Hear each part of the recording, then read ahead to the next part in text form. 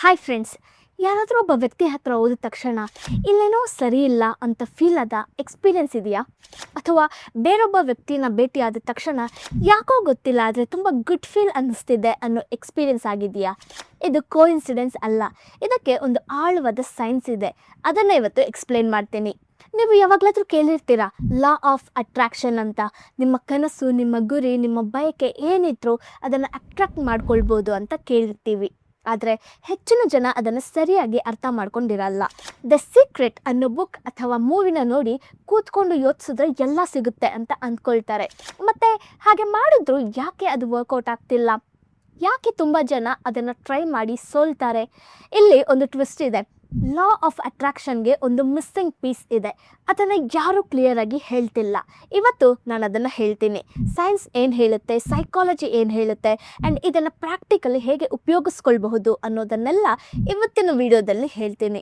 ಆದರೆ ಅದಕ್ಕೆ ಮುಂಚೆ ಒಂದು ಪ್ರಶ್ನೆ ಕೇಳ್ತೀನಿ.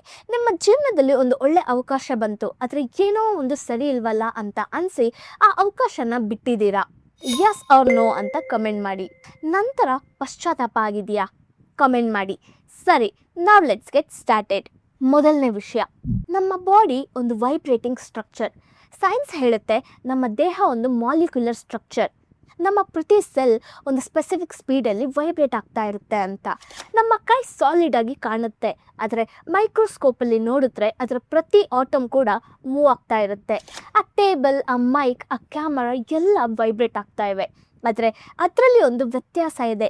ಟೇಬಲ್ ಮತ್ತು ನಮ್ಮ ದೇಹ ಎರಡು ವೈಬ್ರೇಟ್ ಆಗುತ್ತೆ, ಆದರೆ ಟೇಬಲ್ ಒಂದೇ ಕಾನ್ಸ್ಟಂಟ್ ಸ್ಪೀಡಲ್ಲಿ ವೈಬ್ರೇಟ್ ಆಗುತ್ತೆ. ನಮ್ಮ ದೇಹ, ನಮ್ಮ ಥಾಟ್ಸ್ ಮತ್ತು ಫೀಲಿಂಗ್ಸ್ ಬದಲಾದ ತಕ್ಷಣ ನಮ್ಮ ವೈಬ್ರೇಷನ್ ಕೂಡ ಬದಲಾಗುತ್ತೆ.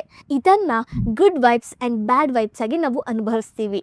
ಯಾರ ಹತ್ರ ಹೋದ ತಕ್ಷಣ ಒಳ್ಳೆ ಗುಡ್ ಫೀಲ್ ಸಿಗುತ್ತೋ ಆವಾಗ ಅವರ ವೈಬ್ರೇಷನ್ ನಮ್ಮ ವೈಬ್ರೇಷನ್ ಜೊತೆ ಅಲೈನ್ ಆಗುತ್ತೆ. ಅದಕ್ಕೆ ಕನ್ಸ್ಟ್ರಕ್ಟಿವ್ ಇಂಟರ್ಫಿಯರೆನ್ಸ್ ಅಂತ ಕರೀತಾರೆ. ಯಾರ ಹತ್ರ ಹೋದ ತಕ್ಷಣ ಬ್ಯಾಡ್ ಫೀಲ್ ಅನಿಸುತ್ತೋ ಅದು ಡಿಸ್ಟ್ರಕ್ಟಿವ್ ಇಂಟರ್ಫಿಯರೆನ್ಸ್. ಈ ಒಂದು ಸೈನ್ಸ್ ಅರ್ಥ ಆದರೆ ಲಾ ಆಫ್ ಅಟ್ರಾಕ್ಷನ್ ಅರ್ಥ ಆಗುತ್ತೆ. ಎರಡನೇ ವಿಷಯ, ಕಾನ್ಷಿಯಸ್ ಮೈಂಡ್ ಮತ್ತು subconscious mind. Law of attraction ಅರ್ಥ ಮಾಡ್ಕೊಳ್ಳೋಕೆ ಮೊದಲು ನಮ್ಮ ಮೈಂಡ್ ಹೇಗೆ ಕೆಲಸ ಮಾಡುತ್ತೆ ಅಂತ ತಿಳ್ಕೊಳ್ಬೇಕು. ನಮ್ಮಲ್ಲಿ 2 ಟೈಪ್ಸ್ ಆಫ್ ಮೈಂಡ್ ಇದೆ. ಒಂದು ಕಾನ್ಷಿಯಸ್ ಮೈಂಡ್, ಇನ್ನೊಂದು ಸಬ್ಕಾನ್ಷಿಯಸ್ ಮೈಂಡ್. ಕಾನ್ಷಿಯಸ್ ಮೈಂಡ್ ಅಂದರೆ ನಾವು ಈ ಕ್ಷಣ ಯೋಚಿಸ್ತಿರೋ ಯೋಚನೆಗಳು. ಇದು ನಮ್ಮ ಎಲ್ಲ ಥಾಟ್ಸ್ನ ಕೇವಲ 5% ಮಾತ್ರ. ಸೊ ನಿಮಗೆ ಆಬ್ವಿಯಸ್ಲಿ ಶಾಕ್ ಆಗ್ಬೋದು, ಕೇವಲ 5%. ಸಬ್ಕಾನ್ಷಿಯಸ್ ಮೈಂಡ್ ಅಂದರೆ ನಮ್ಮ ಮನಸ್ಸಿನ ಒಂದು ದೊಡ್ಡ ಫೈಲಿಂಗ್ ಕ್ಯಾಬಿನೆಟ್ ಇದ್ದ ಹಾಗೆ. ಇದು ನಮ್ಮ ಎಲ್ಲ ಥಾಟ್ಸ್, ಫೀಲಿಂಗ್ಸ್ ಮತ್ತು ಪ್ರಪಂಚವನ್ನು ನೋಡೋ ರೀತಿ ಮೇಲೆ 95% ಕಂಟ್ರೋಲ್ ಮಾಡುತ್ತೆ. ಇದರ ಅತ್ಯಂತ ಮುಖ್ಯ ಗುಣ ಏನಂದರೆ ಇದು ಸತ್ಯ ಮತ್ತು ಸುಳ್ಳನ್ನು ಗುರುತಿಸಲ್ಲ. ನಮ್ಮ ಮನಸ್ಸಲ್ಲಿ ಏನು ಬಂದರೂ ಅದೇ ನಿಜ ಅಂತ ಸ್ಟೋರ್ ಮಾಡಿಬಿಡುತ್ತೆ. ಸೊ ನೀವು ನಿಮ್ಮ ಬಗ್ಗೆ ನೀವೇ ನಾನು ಸ್ಟುಪಿಡ್, ನನ್ನಿಂದ ಆಗಲ್ಲ, ನಾನು ಅನ್ಲಕ್ಕಿ ಅಂತ ಒಳಗಡೆ ಹೇಳ್ಕೊಂಡ್ರೆ ಆ ಥಾಟ್ ಕಾನ್ಷಿಯಸ್ ಮೈಂಡಲ್ಲಿ ಇರುತ್ತೆ. ಅದನ್ನು ಮತ್ತೆ ಮತ್ತೆ ಹೇಳ್ಕೊಂಡ ತಕ್ಷಣ ಅದು ಸಬ್ಕಾನ್ಷಿಯಸ್ ಮೈಂಡ್ಗೆ ಡೌನ್ಲೋಡ್ ಆಗುತ್ತೆ. ನಂತರ ಅದು ಒಂದು ನಂಬಿಕೆ ಆಗಿಬಿಡುತ್ತೆ. ನಿಜವಾಗ್ಲೂ ನಾನು ಸ್ಟುಪಿಡ್ ಅಂತ ಅನಿಸೋಕೆ ಶುರು ಆಗುತ್ತೆ. ನಂತರ ಅದೇ ನಿಮ್ಮ ಪರ್ಸ್ನಾಲಿಟಿ ಆಗಿಬಿಡುತ್ತೆ. ಅದೇ ರೀತಿ ಒಳ್ಳೆ ಜನ ನನ್ನ ಜೀವನದಲ್ಲಿ ಬರಲ್ಲ, ಎಲ್ಲರೂ ನನ್ನ ಮೋಸ ಮಾಡ್ತಾರೆ ಅಂತ ಪ್ರತಿದಿನ ಯೋಚಿಸಿದ್ರೆ ಅದು ನಿಮ್ಮ ಸಬ್ಕಾನ್ಷಿಯಸ್ ಮೈಂಡ್ಗೆ ಹೋಗುತ್ತೆ. ಆ್ಯಂಡ್ ನೀವು ನಿಮ್ಮ ಲೈಫಲ್ಲಿ ಅಂತಹ ಜನರನ್ನು ಮಾತ್ರ ಅಟ್ರಾಕ್ಟ್ ಮಾಡೋಕ್ಕೆ ಶುರು ಮಾಡ್ತೀರಾ. ಇದೇ ಲಾ ಆಫ್ ಅಟ್ರಾಕ್ಷನ್ನ ಮೂಲ ತತ್ವ. ಮೂರನೇ ವಿಷಯ, ಪ್ಯಾರಡೈಮ್ ಅಂದರೆ ಏನು? ನೀವು ಅಬ್ಸರ್ವ್ ಮಾಡಿರಲ್ಲ, ಆದರೆ ನಮ್ಮ ಎಲ್ಲ ಬಿಲೀಫ್ಸ್, ನಮ್ಮ ಎಲ್ಲ ಅಸಂಪ್ಷನ್ಸ್, ನಮ್ಮ ಜೀವನವನ್ನು ನಾವು ಹೇಗೆ ನೋಡ್ತೀವಿ, ಇದನ್ನು ಒಟ್ಟಾಗಿ ಪ್ಯಾರಡೈಮ್ ಅಂತ ಕರೀತಾರೆ. ಈ ಪ್ಯಾರಡೈಮ್ ಯಾವಾಗ ಫಾರ್ಮ್ ಆಗುತ್ತೆ ಗೊತ್ತಾ? ನಮ್ಮ ಬಾಲ್ಯದಲ್ಲೇ. ಚಿಕ್ಕ ವಯಸ್ಸಲ್ಲಿ ನಾವು ಕೇಳಿದ ಮಾತುಗಳು, ನಮ್ಮ ಮನೆ ವಾತಾವರಣ, ನಮ್ಮ ಪ್ಯಾರೆಂಟ್ಸ್ನ ಬಿಹೇವಿಯರ್ ಎಲ್ಲ ಸೇರಿ ನಮ್ಮ ಪ್ಯಾರಡೈಮ್ ತಯಾರಾಗುತ್ತೆ. ಒಂದು ಎಕ್ಸಾಂಪಲ್ ಹೇಳ್ತೀನಿ. ಮನೆಯಲ್ಲಿ ಬಡತನ ಇತ್ತು ಅಂದ್ಕೊಳ್ಳಿ. ಪೇರೆಂಟ್ಸ್ ಯಾವಾಗಲೂ ಹಣಕ್ಕೋಸ್ಕರ ಜಗಳ, ಸಾಲ, ಹಣ ಮರದಲ್ಲಿ ಬೆಳೆಯಲ್ಲ, ಶ್ರೀಮಂತರೆಲ್ಲ ಮೋಸಗಾರರು ಅಂತ ಹೇಳ್ತಾ ಇದ್ರು. ಚಿಕ್ಕ ವಯಸ್ಸಲ್ಲಿ ಆ ಮಾತುಗಳು ಮನಸ್ಸಲ್ಲಿ ಇರುತ್ತೆ, ಸಬ್ಕಾನ್ಷಿಯಸ್ ಮೈಂಡಲ್ಲಿ ಸ್ಟೋರ್ ಆಗುತ್ತೆ. ನಂತರ ದೊಡ್ಡವರಾದಮೇಲೆ ಹಣ ಗಳಿಸಬೇಕು ಅಂತ ಕಾನ್ಷಿಯಸ್ಲಿ ಬಯಸ್ತೀವಿ, ಆದರೆ ಒಳಗಡೆ ಆ ಪ್ಯಾರಡೈಮ್ ಏನು ಹೇಳುತ್ತೆ? ಹಣ ಕೆಟ್ಟದ್ದು, ಶ್ರೀಮಂತ ಆಗೋಕ್ಕೆ ಬೇರೆಯವ್ರನ್ನ ಮೋಸ ಮಾಡಬೇಕು ಅಂತ. ಆ ಕಾರಣದಿಂದ ಹಣ ಗಳಿಸೋಕೆ ಸಾಧ್ಯ ಆಗಲ್ಲ. ಇದನ್ನು ಕೇಳಿ ನಿಮಗೆ ಅದರಿಂದಾನೇ ಹೀಗಾ ಅಂತ ಅನಿಸ್ಬಹುದು. ತುಂಬ ಜನ ಎಜುಕೇಟೆಡ್ ಆಗಿರ್ತಾರೆ, ಡಿಗ್ರೀಸ್ ಇರುತ್ತೆ, ಆದರೂ ಸಕ್ಸಸ್ ಆಗೋಕ್ಕೆ ಆಗಲ್ಲ. ಯಾಕಂದರೆ ಎಜುಕೇಷನ್ ಪ್ಯಾರಡೈಮ್ನ ಚೇಂಜ್ ಮಾಡಲ್ಲ. ಅವರ ಸಬ್ಕಾನ್ಷಿಯಸ್ ಮೈಂಡ್ ಇನ್ನೂ ಹಳೆ ಕಥೆನ ಓಡಿಸ್ತಾ ಇರುತ್ತೆ. 4ನೇ ವಿಷಯ FM ಮತ್ತು AM ರೇಡಿಯೋ ಅನಾಲಜಿ. ಇದನ್ನು ಅರ್ಥ ಮಾಡ್ಕೊಳ್ಳೋಕ್ಕೆ ಒಂದು ಅದ್ಭುತವಾದ ಎಕ್ಸಾಂಪಲ್ ಇದೆ. ಒಂದು ಕಾರಲ್ಲಿ AM ರೇಡಿಯೋ ಸ್ಟೇಷನ್ ಟ್ಯೂನ್ ಮಾಡಿದ್ದೀರಾ ಅಂದ್ಕೊಳ್ಳಿ. ಎಷ್ಟೇ ಕಾದರೂ FM ಸ್ಟೇಷನ್ನ ಹಾಡು ಬರುತ್ತಾ? ಇಲ್ಲ, ಯಾಕಂದರೆ ನೀವು AM ಅಲ್ಲಿ ಟ್ಯೂನ್ ಮಾಡಿದ್ದೀರಾ. FM ಹಾಡು ಬರೋಕ್ಕೆ ಸಾಧ್ಯ ಇಲ್ಲ.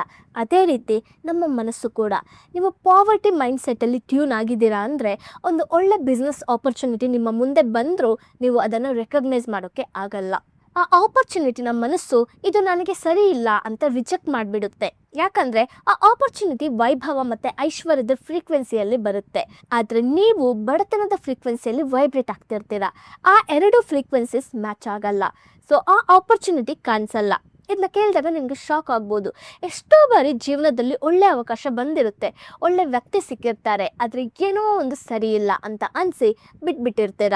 ಸೊ ಆ ಅವಕಾಶ ಮಿಸ್ ಆಯಿತು ಅಂತ ಅಲ್ಲ, ನೀವು ಆ ಅವಕಾಶದ ಫ್ರೀಕ್ವೆನ್ಸಿಯಲ್ಲಿ ಟ್ಯೂನ್ ಆಗಿರಲಿಲ್ಲ ಅಂತ ಅರ್ಥ. ರಿಲೇಷನ್ಶಿಪ್ಪಲ್ಲಿ ಕೂಡ ಇದೇ ಆಗುತ್ತೆ.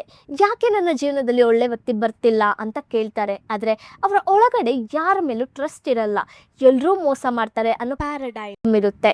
ಆ ಪ್ಯಾರಡೈಮ್ ಒಳ್ಳೆ ವ್ಯಕ್ತಿನ ಅಟ್ರಾಕ್ಟ್ ಮಾಡೋಕ್ಕೆ ಬಿಡಲ್ಲ. ನೆಕ್ಸ್ಟ್ ಪಾಯಿಂಟ್ ನೋಡೋಕ್ಕಿಂತ ಮುಂಚೆ ಫ್ರೆಂಡ್ಸ್, ನೀವಿನ್ನೂ ಈ ವಿಡಿಯೋನ ನೋಡ್ತಿದ್ರೆ ಪ್ಲೀಸ್ ಮಿಸ್ ಮಾಡದೆ ಪುಷ್ಪ ಪ್ರಸಂಗ ಚಾನೆಲ್ನ ಸಬ್ಸ್ಕ್ರೈಬ್ ಮಾಡ್ಕೊಳ್ಳಿ ಆ್ಯಂಡ್ ವಿಡಿಯೋಗೆ ಲೈಕ್ ಆ್ಯಂಡ್ ಹೈಪ್ ಮಾಡಿ. 5ನೇ ವಿಷಯ, ಪ್ಯಾರಡೈಮ್ನ ಹೇಗೆ ಚೇಂಜ್ ಮಾಡಬೇಕು. 35 ವರ್ಷ ವಯಸ್ಸಾಗಿದ್ದರೆ 35 ವರ್ಷದ ಪ್ರೋಗ್ರಾಮಿಂಗ್ ನಮ್ಮ ಮನಸ್ಸಲ್ಲಿ ಇರುತ್ತೆ. ಅದನ್ನು ಒಂದೇ ದಿನ ಬದಲಾಯಿಸೋಕ್ಕೆ ಆಗುತ್ತಾ? ಇಲ್ಲ, ತುಂಬ ಟೈಮ್ ತಗೊಳ್ಳುತ್ತೆ. ಆದರೆ ಒಂದು ಸ್ಟೆಪ್ ಶುರು ಮಾಡಬೇಕು. ಮೊದಲನೇ ಸ್ಟೆಪ್, ಯಾವ ಸ್ಟೇಷನಲ್ಲಿ ಟ್ಯೂನ್ ಆಗಿದ್ದೀರಾ ಅಂತ ಅವೇರ್ ಆಗಿ. ಹಣದ ಬಗ್ಗೆ ನಿಮ್ಮ ಬಿಲೀಫ್ ಏನು, ರಿಲೇಷನ್ಶಿಪ್ ಬಗ್ಗೆ ನಿಮ್ಮ ಡೀಪ್ ಡೌನ್ ಬಿಲೀಫ್ ಏನು, ನಿಮ್ಮ ಬಗ್ಗೆ ನೀವು ಏನು ಅಂದ್ಕೊಂಡಿದ್ದೀರಾ, ಇದನ್ನು ಹಾನೆಸ್ಟಾಗಿ ತಿಳ್ಕೊಳ್ಳಿ. ಯಾಕಂದರೆ ಎಲ್ಲಿ ಪ್ರಾಬ್ಲಮ್ ಇದೆ ಅಂತ ಗೊತ್ತಾದ ಮೇಲೆ ಅದನ್ನು ಫಿಕ್ಸ್ ಮಾಡೋಕ್ಕೆ ಆಗುತ್ತೆ. 2ನೇ ಸ್ಟೆಪ್, ಚಿಕ್ಕ ವಯಸ್ಸಲ್ಲಿ ಯಾವ ಪ್ರೋಗ್ರಾಮಿಂಗ್ ಆಯಿತು ಅಂತ ಗಮನಿಸಿ. ಮನೇಲಿ ಏನನ್ನ ಕೇಳ್ತಾ ಬೆಳೆದ್ರಿ, ಸ್ಕೂಲಲ್ಲಿ ಏನು ಹೇಳ್ತಿದ್ರು, ಆ ಮಾತುಗಳು ಇವತ್ತು ನಿಮ್ಮ ಮೇಲೆ ಪ್ರಭಾವ ಬೀರ್ತಾ ಇರುತ್ತೆ. ಅವು ನಿಮ್ಮ ಭವಿಷ್ಯಕ್ಕೆ ಹೊಂದುತ್ತಾ ಅಂತ ಯೋಚಿಸಿ. ಇಲ್ಲ ಅಂದರೆ ಅದನ್ನ ಬದಲಿಸಬೇಕು. 3ನೇ ಸ್ಟೆಪ್, ಪ್ರತಿದಿನ ನಿಮ್ಮ ಮನಸ್ಸನ್ನು ರೀಪ್ರೋಗ್ರಾಮ್ ಮಾಡ್ಕೊಳ್ಳಿ. ಮೆಡಿಟೇಷನ್ ಮಾಡಿ, ಒಳ್ಳೆ ಬುಕ್ಸ್ ಓದಿ, ನಿಮ್ಮ ಬಗ್ಗೆ ನೀವು ಒಳ್ಳೆಯದಾಗಿ ಮಾತಾಡ್ಕೊಳ್ಳಿ. ನಾನು ವರ್ತಿ, ನನ್ನಿಂದ ಆಗುತ್ತೆ, ನಾನು ಡಿಸರ್ವ್ ಮಾಡ್ತೀನಿ ಅಂತ ಪ್ರತಿದಿನ ಹೇಳ್ಕೊಳ್ಳಿ. ಮೊದಲು ಅದು ಸುಳ್ಳು ಅಂತ ಅನಿಸುತ್ತೆ, ಆದರೆ ಮತ್ತೆ ಮತ್ತೆ ಮಾಡಿದ ಹಾಗೆ ಅದು ಸಬ್ಕಾನ್ಷಿಯಸ್ ಮೈಂಡ್ಗೆ ಡೌನ್ಲೋಡ್ ಆಗ್ತಾ ಹೋಗುತ್ತೆ. 6ನೇ ವಿಷಯ, ಲಾ ಆಫ್ ಅಟ್ರಾಕ್ಷನ್ನ missing piece, law of action. ಇದನ್ನ ಕೇಳಿದಾಗ ನಿಮಗೆ ಅಯ್ಯೋ ಇಷ್ಟೆಲ್ಲ ಮಾಡೋಕ್ಕಾಗುತ್ತಾ ಅಂತ ಅನಿಸ್ಬೋದು. ಆದರೆ ಅತ್ಯಂತ ಮುಖ್ಯವಾದ ವಿಷಯ ಅಂದರೆ ಲಾ ಆಫ್ ಅಟ್ರಾಕ್ಷನ್ ಇದೆ, ಆದರೆ ಅದರ ಜೊತೆ ಲಾ ಆಫ್ ಆ್ಯಕ್ಷನ್ ಕೂಡ ಬೇಕು. ಜಸ್ಟ್ ಕುತ್ಕೊಂಡು ಯೋಚಿಸಿದ್ರೆ ಮಾತ್ರ ಆ ಡ್ರೀಮ್ ಪರ್ಸನ್ ನಿಮ್ಮ ಮನೆ ಡೋರ್ನ ತಟ್ತಾರಾ? ಇಲ್ಲ. ಮೆಡಿಟೇಟ್ ಮಾಡಿದ್ರೆ ಬ್ಯಾಂಕಲ್ಲಿ ಹಣ ಬೀಳುತ್ತಾ? ಇಲ್ಲ. ಮನಸ್ಸನ್ನು ಸರಿ ಮಾಡ್ಕೊಂಡ ಮೇಲೆ, ವೈಬ್ರೇಷನ್ ಬದಲಿಸ್ಕೊಂಡ ಮೇಲೆ, ಆ ಫ್ರೀಕ್ವೆನ್ಸಿಯಲ್ಲಿ ಟ್ಯೂನ್ ಆದ ಮೇಲೆ ಮನೆ ಬಿಟ್ಟು ಹೊರಗೆ ಹೋಗಬೇಕು. ಆ ಅವಕಾಶಗಳ ಕಡೆ ಹೆಜ್ಜೆ ಹಾಕಬೇಕು. ಆ ವ್ಯಕ್ತಿ ಇರಬಹುದಾದ ಜಾಗಕ್ಕೆ ಹೋಗಬೇಕು. ಆ ಬಿಸ್ನೆಸ್ ಇರೋ ಜನರ ಜೊತೆ ಇರಬೇಕು. ಜಸ್ಟ್ ಥಿಂಕ್ ಮಾಡಿ, ಮನಸ್ಸು ಸರಿ ಇದ್ದ ಮೇಲೆ ಒಂದು ಒಳ್ಳೆ ಆಪರ್ಚುನಿಟಿ ಬಂದ ತಕ್ಷಣ ನಿಮ್ಮ ಮನಸ್ಸಿಗೆ ಇದೇ ಅದು ಅಂತ ಅನಿಸುತ್ತೆ. ಆ ವ್ಯಕ್ತಿ ಭೇಟಿಯಾದ ತಕ್ಷಣ ಇವರೇ ಸರಿ ಅಂತ ಫೀಲ್ ಆಗುತ್ತೆ. ಯಾಕಂದರೆ ನಿಮ್ಮ ವೈಬ್ರೇಷನ್ ಮತ್ತು ಆ ಆಪರ್ಚುನಿಟಿಯ ವೈಬ್ರೇಷನ್ ಮ್ಯಾಚ್ ಆಗುತ್ತೆ. ಅದೇ ಲಾ ಆಫ್ ಅಟ್ರಾಕ್ಷನಲ್ಲಿ ಅಟ್ರಾಕ್ಟ್ ಅನ್ನೋ ಪ್ರಕ್ರಿಯೆ. ಆದರೆ ಮನಸ್ಸು ಸರಿ ಇಲ್ಲದ ಮೇಲೆ ಎಷ್ಟೇ ಒಳ್ಳೆ ಅವಕಾಶ ಬಂದರೂ ಇದು ನನಗೆ ಅಲ್ಲ ಅಂತಾನೆ ಬಿಟ್ಬಿಡ್ತೀರಾ. ಅದಕ್ಕೆ ಹೇಳ್ತಾರೆ, ಪರ್ಫೆಕ್ಟ್ ಪರ್ಸನ್ನ ಫೈಂಡ್ ಮಾಡಬೇಕಾದ್ರೆ ಮೊದಲು ನಿಮ್ಮ ಸೆಲ್ಫ್ನ ಆ ಲೆವೆಲ್ಗೆ ತಗೊಂಡು ಹೋಗಿ. ನೀವು ಆ ಫ್ರೀಕ್ವೆನ್ಸಿಯಲ್ಲಿ ಇದ್ದ ಮೇಲೆ ಅದೇ ಫ್ರೀಕ್ವೆನ್ಸಿಯಲ್ಲಿ ಇರೋ ವ್ಯಕ್ತಿ ಬರ್ತಾರೆ. ಸೊ ಇವತ್ತಿನ ಇಡೀ ವಿಡಿಯೋನ ಒಂದು ಲೈನಲ್ಲಿ ಹೇಳಬೇಕಾದ್ರೆ, ನೀವು ಏನಾಗಬೇಕು ಅಂತ ಬಯಸ್ತೀರಾ ಅದರ ಫ್ರೀಕ್ವೆನ್ಸಿಯಲ್ಲಿ ಟ್ಯೂನ್ ಆಗಿ, ನಂತರ ಆ್ಯಕ್ಷನ್ ತಗೊಳ್ಳಿ. ಆ 2 ಒಟ್ಟಿಗಿದ್ದ ಮೇಲೆ ಏನು ಬೇಕಾದರೂ ಅಟ್ರಾಕ್ಟ್ ಮಾಡ್ಕೊಳ್ಬೋದು. ನಿಮ್ಮ ಲೈಫಲ್ಲಿ ಯಾವ ಫೀಲ್ಡಲ್ಲಿ ನೀವು ಈ ಲಾ ಆಫ್ ಅಟ್ರಾಕ್ಷನ್ನ ಅಪ್ಲೈ ಮಾಡಬೇಕು ಅಂತ ಇದ್ದೀರಾ? ರಿಲೇಷನ್ಶಿಪ್ಗ, ಮನಿಗ, ಅಥವಾ ಬೇರೆ ಯಾವುದಾದ್ರೂ ಕಮೆಂಟಲ್ಲಿ ಹೇಳಿ. ಈ ವಿಡಿಯೋ ನಿಮಗೆ ಯೂಸ್ಫುಲ್ ಅನಿಸಿದ್ರೆ ಮಿಸ್ ಮಾಡದೆ ಪುಷ್ಪ ಪ್ರಸಂಗ ಚಾನಲ್ನ ಸಬ್ಸ್ಕ್ರೈಬ್ ಮಾಡ್ಕೊಳ್ಳಿ. ವಿಡಿಯೋಗೆ ಲೈಕ್ ಆ್ಯಂಡ್ ಹೈಪ್ ಮಾಡಿ, ಸೊ ದ್ಯಾಟ್ ಈ ವಿಡಿಯೋ ತುಂಬ ಜನರಿಗೆ ರೀಚ್ ಆಗುತ್ತೆ. Thanks for watching.